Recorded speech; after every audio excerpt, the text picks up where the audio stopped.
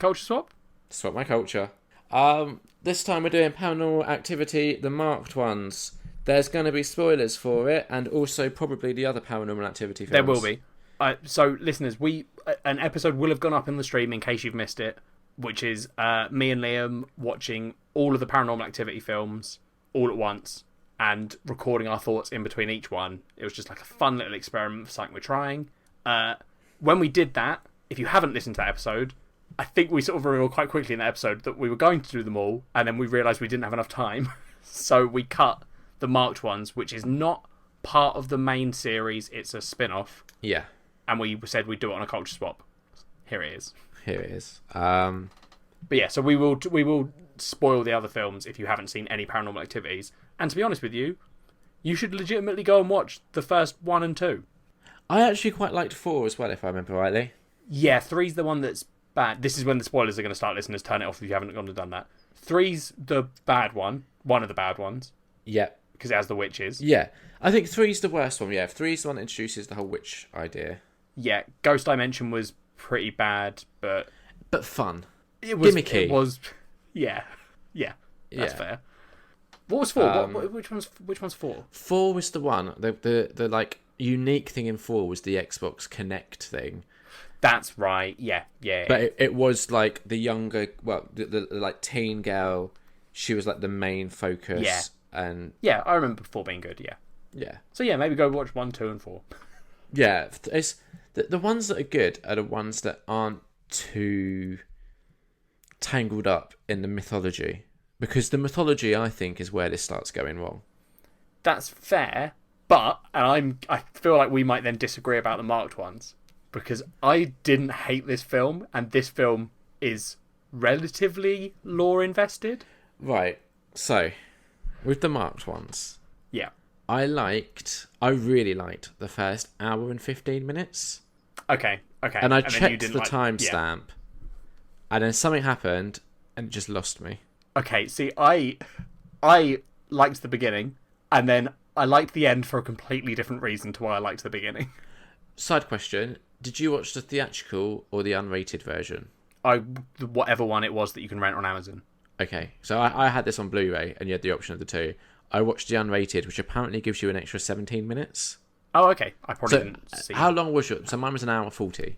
So if you know how long it was that you watched it for... I don't know how long it was, Liam, because I wasn't sitting there with a little notebook keeping timestamps. Okay, well, Let me look up. Let me check on Amazon and see what... so you know, if it was like an hour 20 something, then that would be the theatrical version.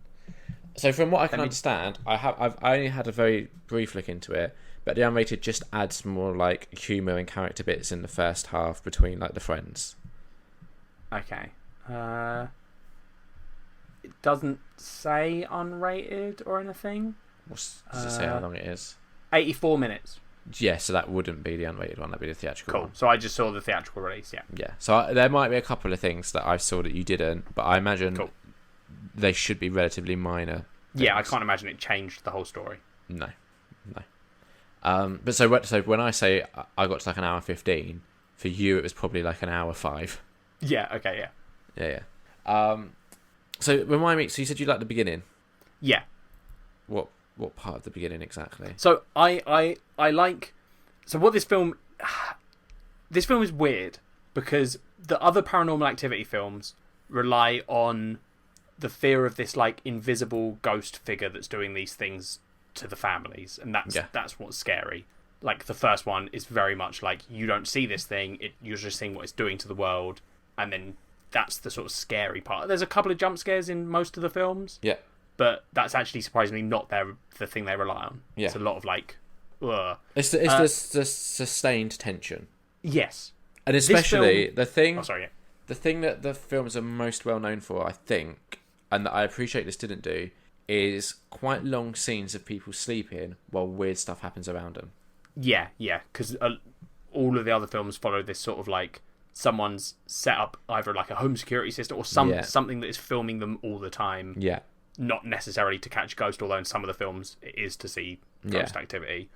But whereas this film is... it's way more found footage. Like and traditional found footage. The guy has bought a Handycam to film cool tricks. Yeah.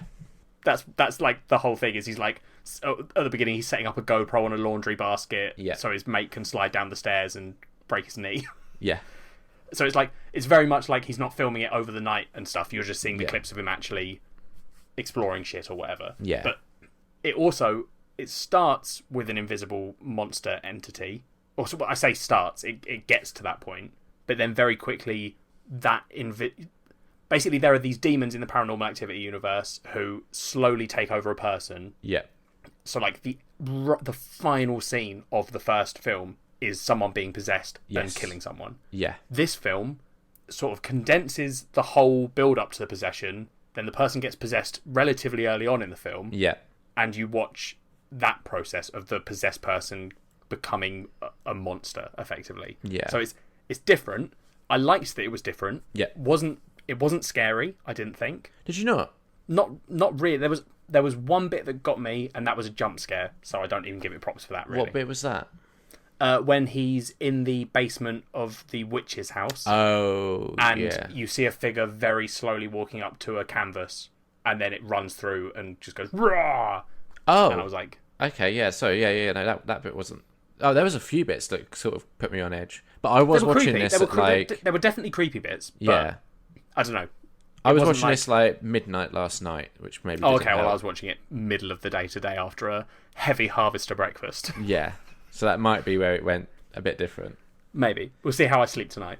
Yeah, because for me, I actually found like the first like hour quite creepy. Where, so for me, like out of memory, the creepiest bits when they're at the church.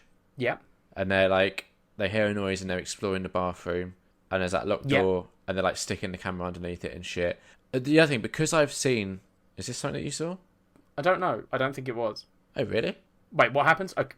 So they go to the church, right, to perform like a seance. They've spray painted a mirror black. Oh, is this one of the like extra scenes? I hope so. Otherwise, I completely missed a whole part of this film. Yeah, I mean, this is quite a significant thing. So I'd be surprised if they did cut it, but there will be somewhere like a comparison between the unrated that's and what theatrical. I found a comparison. I don't know. Anyway. Yeah. So that I found really creepy, that scene. Yeah. Just because I think part of it is my own like experience with movies like Wreck. Like to me, that scene was very similar to the scene in Wreck where they're exploring the attic and they stick the camera up there and start moving it around, and then something appears and swipes. So I was kind of like in my head just expecting there to just be like something. So that creeped me out. And the other bit that I found quite chilling as well, not chilling, but like creepy, was when they break back into... So I'm just going to explain the whole lead up to it as well, just to make sure we have seen like similar bits there. There's a party. So when he first gets possessed, he starts exhibiting this like super strength, and he like falls backwards and gets lifted and all this sort of stuff. Mm-hmm. He's feeling all like cocky and shit. He goes to a party, hits on two girls. Yep. They want to get laid, and obviously the only place that makes sense for that to happen is the fucking the house where a woman has just been murdered. Yep. So they go there. He goes off to get a condom. She finds the basement door. The trapdoor. Yeah. Opens it. Hand comes out. Grabs her. She screams, freaks out, runs. He finds like the basement door after the dude gets up and leaves. Then the next day, they go into the basement. Yep. And then someone starts walking around above them. Mm-hmm. And then I think it's later he goes back into the basement and he's exploring it. And then there's a bit where like one of the canvas things moves and there's like two creepy kids there. Yeah. That's right before the big jump scare where the thing runs. Yeah. That jump scare I didn't like, but the two creepy kids, I was like, oh, I don't like that.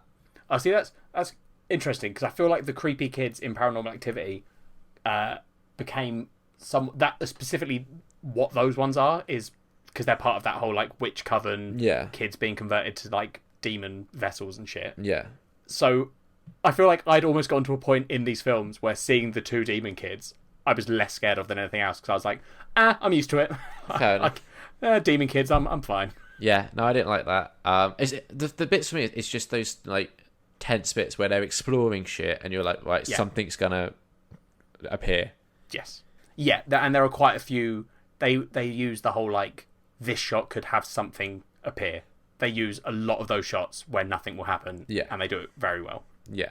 Where you're sitting there and you're like, there's definitely going to be someone next to him. And then like 3 scenes later, you're like, well, no one was next to him last time. And then he turns around and you're like, oh, there it is. Fuck me. What did you think of like the very first sort of like creepy shot, which is them sticking the camera down the air vent? I think it's dumb. It's good in the fact that it's like a totally believable thing for those 2 friends to be doing, and their reaction to it is those so, 2 like, teenage boys. Yeah, because they basically lower a camera through a vent and see this naked woman standing there. Yeah. And the guy's just like, holy shit, she's naked. Just keep it there. And the other guy's like, no, wait, let me see. And he's like, dude, no, keep the camera there. Yeah. And it's just such a... And then another naked woman appears that's... Anna, the creepy witch, Yeah. to paint a marked symbol on the woman's stomach. Yeah. And then the grandma walks into their room and just sees this naked woman on the screen and just has a go at him in Spanish. And then he has to, like, bustle her out of the room. Yeah. It was... I really liked that, but not for the reasons that you would have liked it, Liam, seeing a naked woman. Whatever. I just like... So this is one of the things, right, with this film that I wanted to actually say, which is unusual for me because I don't usually comment on this kind of thing. Yeah. The acting in this film, I really liked. I thought Really? I thought they were really believable, especially Hector, specifically because in the final scene, which is where the film has sort of gone off the rails and isn't as great anymore, but when he is looking... When he's looking for the girl, I can't remember her name. Yeah. When he's like screaming her name, I don't know if anyone in the paranormal activity films I've felt was really like as emotionally shocked as he is. Yeah, I think out of the 2 of the main characters, Hector was definitely the one that I thought did better acting. Yeah. I didn't really think that Jesse's acting was amazing, and the girl was Marisol. It's always hard, I think, to be cast as exactly, because a lot of what the demons in these films do is like you creepily stand there and stare at them. Yeah. And then get angry. I thought the girl that played Marisol was really good as well. Yeah. There's one scene where the dude's possessed and then he just like pulls a really long hair out of his eye. That was vile. Yeah. It wasn't scary or anything. It was just gross. Vile. He pulls 2 out. Yeah. He does it out of each eye, and that's just not nice. No, didn't like that. But that was to be fair to him, that bit was maybe good acting because he genuinely looks as upset as you would be pulling out a very long hair out of your eye. Yeah, true. So yeah, I did like that build up and the way things did gradually escalate. The whole like subplot with Oscar, I thought was a bit. Which one was Oscar? Work for me. Oscar was the one that at the start of the film he's like the valedictorian, and he's the one that comes out of the basement. Yeah, got you. Yeah. The one, he's like the. So basically, the sort of story of this film, other than the just watching someone get possessed, is that the witches from Paranormal Activity, specifically 3, but they're sort of the baddies of all the films, really. Yeah. But they have been marking pregnant women whose kids were going to be born on like dates that add up to 666 or something, or some way tied to it. Yeah. Those kids become possessed at some point in their lives, and there's this whole subplot of that being like the big, like this Anna woman that lived below him was one of those witches. Yeah. And Oscar's thing, the only bit of that story I liked was the scene where he corners Jesse in a room and he's like, you're like me. Yeah. There's only one way out of it, and that's to kill yourself before anything bad happens. And then you get a chase scene. Yeah. And then as Jesse is walking down the street, Oscar just slams into a car next to him from the sky and dies. And I was like, and then it has the whole like, later on Jesse's doing something and is being possessed and creepy. Yeah. And then his grandma's like, or no, the like someone is saying his body is trying to fight the possession, and I liked that it tied into the Oscar thing. 'Cause you're like, oh, so Oscar had like a moment of clarity and managed to kill himself before it got worse. So I kind of liked the fact that it did that. It wasn't, but you're right. The Oscars subplot is not needed or great. Yeah. The mythology in this film, right? In a nutshell, like we've already touched upon it, but I need to talk about it more just because it's so ridiculous that I think we have to discuss it. The basic mythology that this film ties into is that there is a demon that needs to inhabit a child, if I'm remembering rightly. If I remember rightly from Ghost Dimension, which does kind of lay it out. It was there had to be a boy vessel, which is what Paranormal Activity 1, 2, 3, and 4 are about, maybe? Yeah, I think the first 4 films are about the boy vessel. And then this film shows that they've been trying to find vessels the whole time. Yeah. And then in Ghost Dimension, you find out that there also needs to be a girl vessel, which is why there are lots of possessed girls as well. And there's something to do with the two of them summoning the demon to the real world. But there's also time travel. Yeah. Is that Ghost Dimension? Well, it's in this one as well. Was there time travel? Yeah. Which bit was the time travel? Right at the end. Because he travels back to the start... Well, the end of the first Paranormal Activity. Was that time travel, though? Or was that not just... I thought this film was just set before the first film. No, because in this film, you see Ali Ray, who was the girl in the second film, which happened after the first one. He goes through... No. The second film happens before the first one. And the big twist at the end of the second one is that she passed the curse on to her sister, which is how Paranormal Activity 1 starts. I don't think there was time travel in this film, Liam. No, I thought that was... because he travels through a passage, right? So he's in the creepy house, the creepy witch house. Then he travels through that wardrobe thing. Yeah, there is definitely weird. Yeah, right. But I don't know if it's time travel or just. I don't know if it was, because I know that 2 is definitely set before 1, so maybe it wasn't time travel. It's still weird portal travel, which is not great. I'm just saying it might not have been time travel, but it also could have been. There is time travel in these. I thought he time travelled to the end of Paranormal Activity 1, which I thought was a nice little twist. I think it might have just been that he physically teleported or whatever to the house at the end of Paranormal Activity 1. Possibly. So I quite liked that we saw Ali Ray back in this one, even if it was just one scene, because she was great in Paranormal Activity 2. Yeah. And clearly, some time has passed between Paranormal Activity 2 and her appearance in this film. Yeah, but then that could be the whole length of time that Paranormal Activity 1 is. Because Paranormal Activity 1 doesn't happen quickly. I don't think it sort of takes its time. Okay. I'm just not convinced it's time travel. I know you're pulling a face like I think it is time travel, but genuinely... I'm trying to get it in place now, because I'm starting to remember how 2 ties into 1. Yeah. Because that was one of my favourite twists. Yeah. Yeah, exactly, yeah. 2 does a very good twist. Yeah. But yeah, so for me, the bit where it just lost me is... Can I just very quickly guess what that bit is? Yeah, go for it. Is it, very specifically, the scene where they've just fought Demon Jesse in the car, and then their solution is to go to the Mexican gangster, and then they go to the witch house with shotguns and a machine gun? No. Oh, is it not? Because I thought that would be... That. Oh, okay. Even earlier.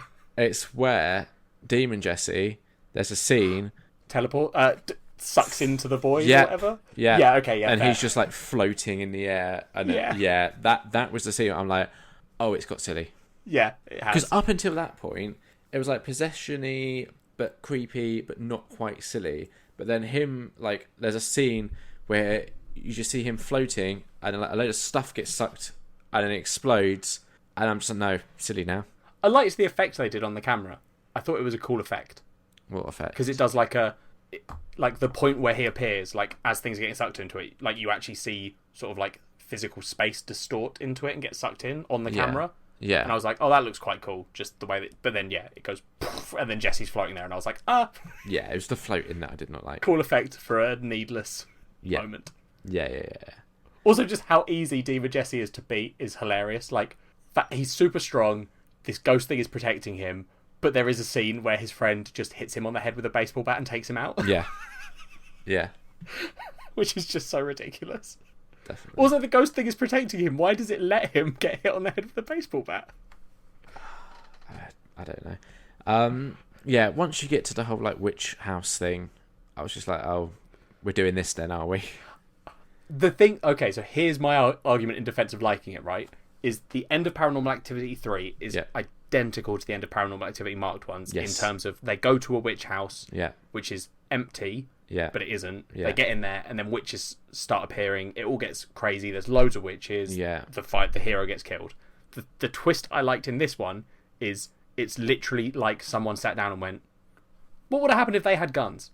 Because you literally watch a Mexican gangster, a witch runs at him with a knife, and he just shotguns her in the stomach. Yeah. And then someone shouts, look out behind you, and he turns around and shotguns another witch. And I was like, this is ridiculous, but also I like that someone went, why don't we just shoot up a lot of the witches? Because I think that's such a bold move to make. It is. And yeah, I'm only annoyed that they took out the guns so quickly. Like, when Hector went into the house and the other Mexican guy was dead, I was so hoping he would pick up the SMG. That would have made sense, like a right? showdown. Yeah. It would have been so cool. There were definitely a couple of creepy moments when he was exploring the house. Like, there was a bit where like there was a chair and there was like a blanket over it, but it definitely and you looked just like see there was... someone inflate in it. Yeah. Yeah. So there's a few cool. things And then like she falls that. through the roof. Yeah. Yeah.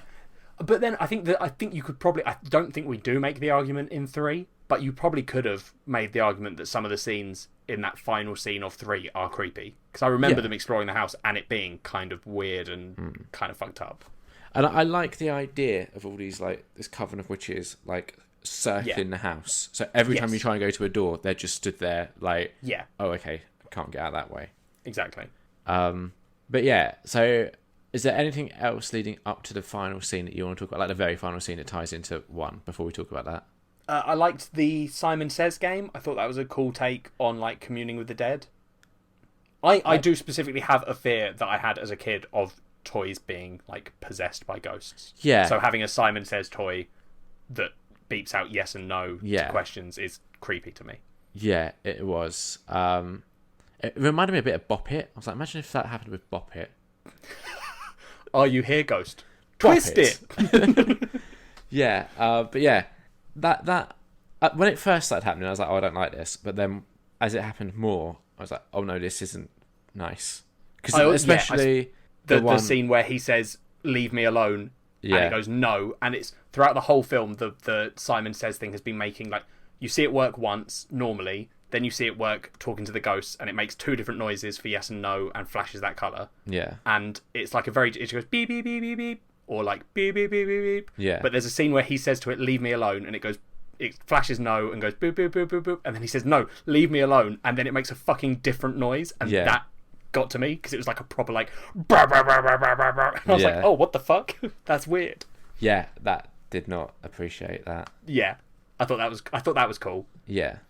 I like the fact that it's not just a white family, which a lot of the Paranormal Activities are. Even though number 2 is a Mexican family, they're a very well-off one. I like that we saw a Paranormal Activity. Wait, like what? The mum isn't, but she's the stepmom. Yeah. Okay, yeah. You know. I think they're Hispanic. I don't know if they're Mexican specifically, but they're Hispanic. Yeah. Whereas this is a very, like, this is a Latin community in America. Yeah, and I like that you saw a different perspective on it. Yeah, I thought that was good. I thought they could touch more into, like, the nan as she's going around, like, cleansing the place with vinegar or whatever it was. Like, I thought they could do a little bit more with the mythology around, like, Latin American culture and how they deal with, like, spirits and that sort of stuff. I thought that would have been interesting because they've got the whole, like, Day of the Dead stuff, which there's that one scene. I don't know if they go to the magic shop or whatever. Yeah. And they go into a back room that's full of, like, all that sort of Day of the Dead stuff. And also Catholic cleansing shit. Yeah. And then she does the, like, egg cleanse on him. Oh, yeah. That was weird. Yeah. Ineffective. I do love that these films, it's always like, anything you try to do to get rid of this demon is not going to work. So I always love when there is a scene in one of these films of someone trying to get rid of the demon, because you're just sitting there like, no, this doesn't work. Egg is not going to work. No, your wet eggs are not going to cure Jesse. No. Okay. So the final scene that ties it all together. Yes. I thought was quite smart. Yep. I didn't see it coming. No. And I genuinely really liked it. Yeah. So to explain, in the end of Paranormal Activity 1, what you see is a possessed woman named Katie she stands over her husband while he's sleeping. Yep. Goes downstairs, screams for him. He gets out of bed, runs down the stairs. You hear, like, a scuffle, him shout, and then she comes back up and she's covered in blood. Yeah. What this film shows you, which I'm kind of surprised none of the others have had this idea, because they really do, like, try and tie everything in together quite meticulously. This film shows you what caused her to scream in the first place. Yeah. Which is Hector appearing in the kitchen. Into the house. Yeah. Which you then see her creepily walk down the stairs. Again, great acting by him where he is just pleading with her to help him. Yeah. I really liked that. Yeah. And then you see her scream for the husband, who runs down, sees Hector, is like, "What the fuck are you doing here?" And then you see her kill the husband. Yeah. And Hector. And then Jesse out of nowhere kills Hector. That's right. Yeah. Like, the thing is, on paper, that sounds ridiculous. But it kind of works in the film. I think after watching all of the Paranormal Activity films, like, this is one of the least crazy things it's done, especially Ghost Dimension. Yeah. I'm just like... Because this film was made just before Ghost Dimension, or not just before, but like, that's the gap this was made in, was Ghost Dimension and 4. Yeah. And considering how those films went with Ghost Dimension, this being the film before that kind of blew my mind a little bit, because I was like, this is so much better, like, better in terms of, like, I know we love Ghost Dimension for its ridiculousness, but this is another Paranormal Activity film. And the fact that it did this, and then Ghost Dimension, which is just buck wild, I was like, how? Well, that's what's interesting, like, is each one of the Paranormal Activity films has its own gimmick. I think we discussed this. So, like... We did, yeah. Yeah, the first one was just the gimmick of just recording people while they sleep. Yeah. That was it. The second one was the gimmick of the security cameras all around the house. The third one was maybe the creepiest gimmick for me, which was the oscillating camera. Yeah. That was Is terrifying. one of the worst films, but one of the best gimmicks. Yeah.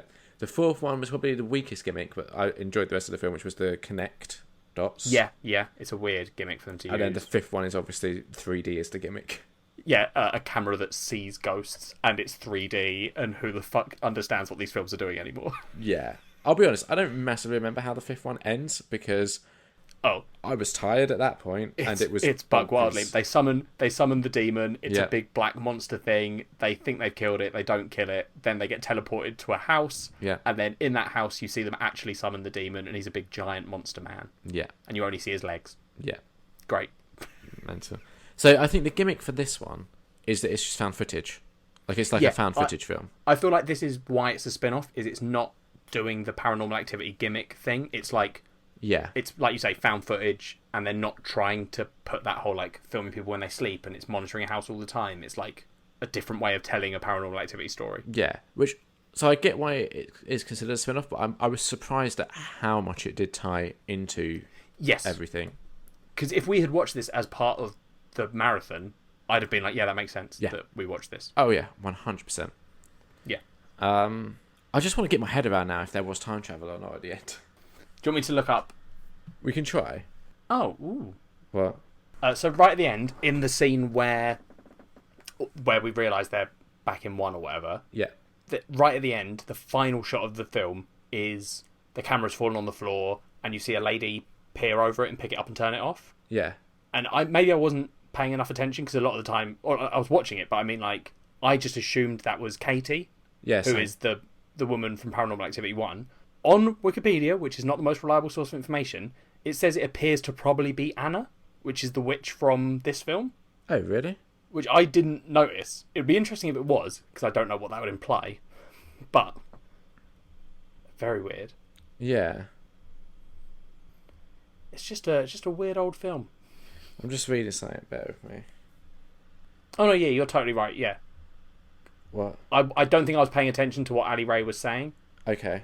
Or maybe I didn't even realise it was her. I don't know. But she's talking about how her stepmother and her father were killed. Yeah. Which is 2 ends with them passing the curse, but then Katie comes back and murders them and takes the baby, right? Yeah. Which is meant to be after 1. I see, yes. So I've got myself in a muddle. That's right. Yeah. I've got myself in a muddle. Yeah, this definitely takes place before that, and then they time travel back. Yeah. To the end of the first one. You are correct. Apologies, Liam. That's fine. Just making me doubt myself there. Well, I mean, to be fair, these films are nothing if not fucking confusing when you try and get into the plots. Oh, yeah. They are overly convoluted. Why did we decide to do Paranormal Activity as our first, like... No idea. Marathon? I think we asked that in the special that went up, but I can't remember because that was recorded a while ago. Yeah, like, why don't we pick something light and fun? I hope that every marathon we do, we just discover that every film has super convoluted mythos when you watch it all together. Yeah, we need to figure out what the next one's going to be. Because there's definitely some that could be like that. Yeah. Then there's probably some, like, if we do the scary movies... Yeah. Probably less so. If we do something like Hellraiser... Probably does get weird. I've never watched Hellraiser, but I've always wanted to. See, the only reason why I'm tempted... It's like 10 films, I'll just warn you now, but that would be like an entire month of watching done in a day to get my total down. Jesus. So I'd be well up for doing Hellraiser. There's a few like that, like Wrong Turn. I think there's like 6 Wrong Turn films that I have on DVD. I've seen the first Wrong Turn. Same. I haven't seen any of the sequels though. No. Could get very convoluted, might not. Who knows? There's another Tremors. I've only ever seen the first one and I barely remember it. I can't remember if I've seen the first. I remember Tremors being a film because I remember wanting to watch it as a kid. Yeah, Kevin Bacon. Yeah, no, that wasn't the reason. Is it not? I was just like giant worm monsters eating people seems cool. Okay. Any other thoughts on Paranormal Activity, the marked ones? No, I don't think so. I think I'm... A part of me wishes we had done it on the day. Like, if we'd have started that day earlier, we could have fitted it in. Yeah. But equally, I'm pleased that we've done it for a culture swap and we did still get to discuss it. I think it allowed us a deeper dive into it, yeah. which I'm glad it did.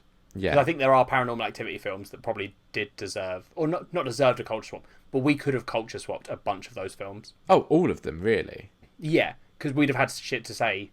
Like, I can't remember how much we sum it up in the special. I think as it goes on, we talk more and more about each film. So I think the first film we may have recorded for like 5 minutes about. True. But by like the 5th one, I think we definitely went like half an hour. I think this special, when you edit it all together, is probably going to run at nearly 2 hours. Oh, okay. Jesus. I think. I could be wrong. But I feel like we did start going deeper into it. And I think we probably should. It's just frustrating, like... Well, not frustrating, but something we have to factor in when we are doing these days. That like, oh yeah, so the film might be an hour and a half long, but we've then got to take another half hour for us to actually chat about it. Yes, yeah. Which I don't think we had super factored in. No. So if we've got like 10, 11 Hellraiser movies that are an hour and a half long each... And we assume half hour on each film as well. Yeah, that's a fair point.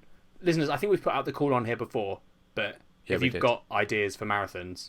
Yeah, Amanda sent us a lot of ideas, but some of them were like James Bond, which was 20-odd films. The only rules are it has to be more than 5 films, and our goal is to do it in one sitting, in air quotes. We have plans for long ones that will be like, maybe I go over to Liam's for a weekend, and we do one day, sleep the next day. But if it's something like James Bond, we're going to struggle. Yeah, that would take a week. Because each James Bond film on average is about 2 hours. Yeah, we would really struggle with that. Yeah, and I'm not the biggest fan of James Bond. I like James Bond. It's hit and miss. Okay, that's fair. But anyway, Paranormal Activity, the marked ones, out of 5. I can't remember what ratings I gave to the other Paranormal Activity films, so this makes it difficult because I might accidentally give it too high or too low. Okay. But I want to give it a 3, I think. That's right. For me, despite the fact that it did do some interesting things, it was still overall the weakest. Because, of all the Paranormal Activity films? Yeah, and only because while 3 out of the 5 main ones is the weakest, that fucking oscillating camera is such a good idea, and it was so horrifying. Yeah. There is nothing in this film that comes even close to rivaling it. No, that's fair. The oscillating camera was a genius move in 3. Yeah. It's just such a shame that the rest of 3... I mean, there were other bits that were...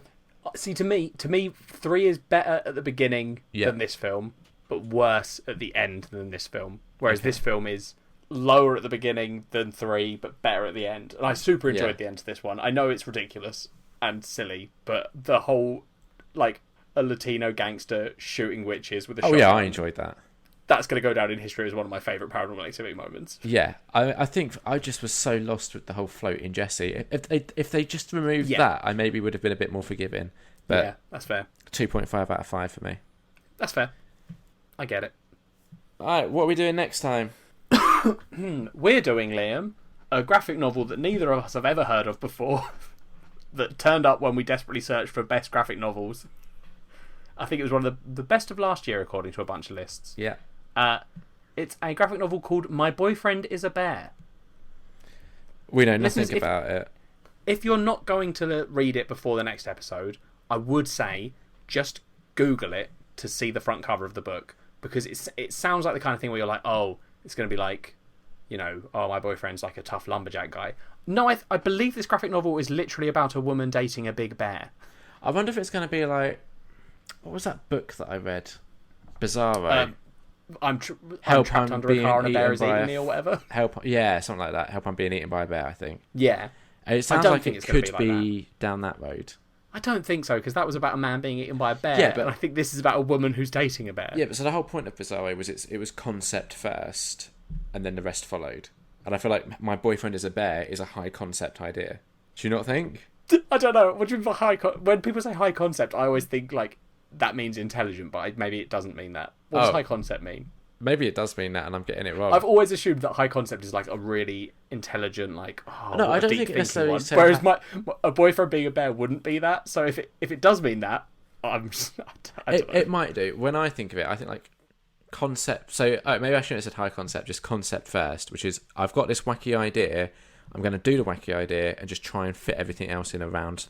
Like the core is the idea. That's like the idea behind Bizarro is mental. It's a weird thing. And then we build a story around that mental thing. Got you. We'll see. We'll find out. I was overly optimistic in thinking this episode would be an hour 20. Yep, it's an hour 51. So there's going to be, I reckon, about 10 minutes of cut-in for you to do. Yeah. But yeah, listeners, this is probably about an hour 40 episode. Liam was 20 minutes under. He was overconfident. Classic Liam. Bye. Bye. Oh, wait, no. Wait, tweet we us didn't and shit. say... Tweet us at nerdonnerd, email us nerdonnerdpod@gmail.com, Facebook us, facebook.com/nerdonnerdpod, rate and review us on iTunes. Thank you very much. Goodbye. Goodbye.